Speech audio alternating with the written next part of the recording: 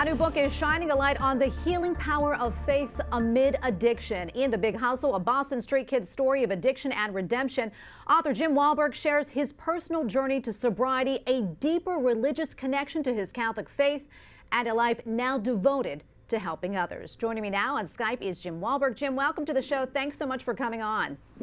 Oh, thank you. Thank you so much for having me. Jim, before we get into the book, I want to talk about the title, The Big Hustle. Can you explain the meaning behind it?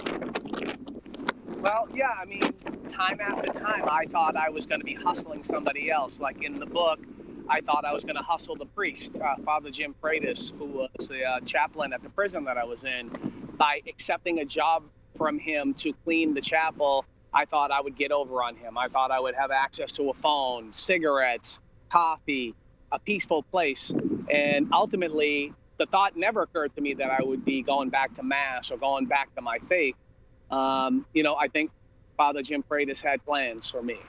And his plan was, give me the job. And so I think he was hustling me. So the big hustle is really not just me hustling somebody else, but being hustled for my own good. Yeah, and you speak very honestly about the tough times you had in your early years. I know you come from a big Irish Catholic family. Can you take us back to that time when you were 22 and you were going to prison for the second time? What led to that? And also, can you talk about how addiction really had a grip on your life? So, I'm 22 years old and I'm only a couple of months out of prison, right? I did 5 years on a sentence that I was probably supposed to do 2 years on because of what I like to call my addictive nature. And my addiction then was other people's opinions of me while I was in prison. So I acted out to try to impress other people for their acceptance. But I got out in February and was out for exactly 6 months. And in that 6 months, I consumed as much drugs and as much alcohol as I possibly could get into my body. And so 6 months to the day later, I found myself in a cell again. At the police station with no idea why I was there. I had gotten caught. I was arrested. I was in a cop's house and he came home on a coffee break. I broke into his house. And so him and his partner did what I think anybody would do. They went into action and they started to beat me up a little bit. And, I think in a crazy way, ultimately, I think that police officer was satisfied with that sort of neighborhood justice as opposed to what the justice system ultimately how they wanted to handle it. They wanted to give me a life sentence for house invasion. And he basically spoke up on my behalf and said, look at this guy, he's a mess. Why don't you get him some help? And so ultimately I got sentenced to 6 to 9 years and I was back in prison. And it's crazy because the first person I saw when I came back to prison was the last person I saw on the way out. And that guy was doing a life sentence. And he wasn't happy. When I came back, he was very upset with me and actually didn't speak to me for about a year. He said, I spend every day trying to find a way out of this place, and you go out and come back in 6 months. And he was pretty upset.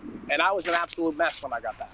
Wow, that's amazing. I know when you were in prison, you mentioned the Catholic priest that you met, and also St. Teresa of Calcutta, you say visited the prison back in 1988. Right. Can you talk about those experiences and how it helped to change your life? Yeah, so again, Father Jim Freitas approached me and asked me if I was interested in the job cleaning the chapel. And so me thinking I was going to get over on him, I accepted that job. And it was probably a couple of weeks. And he said to me, oh, we have a special visitor coming to the prison. And I said, oh, that's great. Who is it? And he says, Mother Teresa is coming to this prison.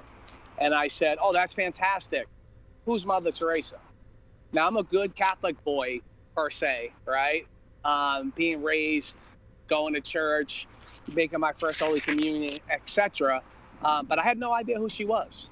And so the day came when she came walking into that prison. And I'm in a maximum security state prison with 40-foot walls, fences in barbed wire. And here's this little woman walking through the quad, surrounded by the most important people in the state. And, I looked, and when I saw her, I was humbled instantly. I was humbled by her humility. Here's this, little 4-foot tall woman. Her sandals looked like they were 100 years old. Her sweater looked like it was 200 years old. And as she got closer, I noticed her pockets were full of money. And now I've been in prison for a period of time. I hadn't seen money in a long time. But literally, people were just handing her money, which was a common thing for Mother Teresa wherever she went. People would give her money because they knew that she was going to serve the poor with it. And ultimately, I was allowed to be part of the procession for the Mass that was done in her honor. And I remember processing in with her and her getting into the gymnasium where we had the Mass, and the Cardinal beckoning her to come to the stage, which was the altar, and her humbly refusing and saying, no, no, no. And instead, she knelt on the floor in the middle of some of the most dangerous men to ever walk the streets. And her and the nuns from her order all stayed there, kneeling on the floor. Now, I have to tell you, if there's, looking back on my life, if I had to find one moment, the most defining moment in my life, it was that moment, because I looked at her face. And for me, at that moment, it was like I was seeing the face of God.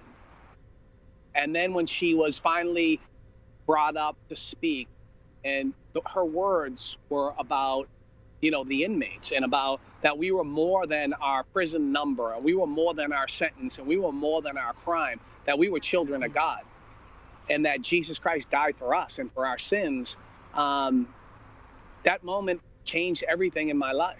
Jim, that is an amazing story. Thank you. Yeah. Thank you so much for sharing that with us. Incredible. And thanks for talking about your book. God bless you. And God bless you for what you do. Jim Wahlberg, author of the new book, The Big Hustle, a Boston street kid story of addiction and redemption. Thank you so much, Jim. Thank you.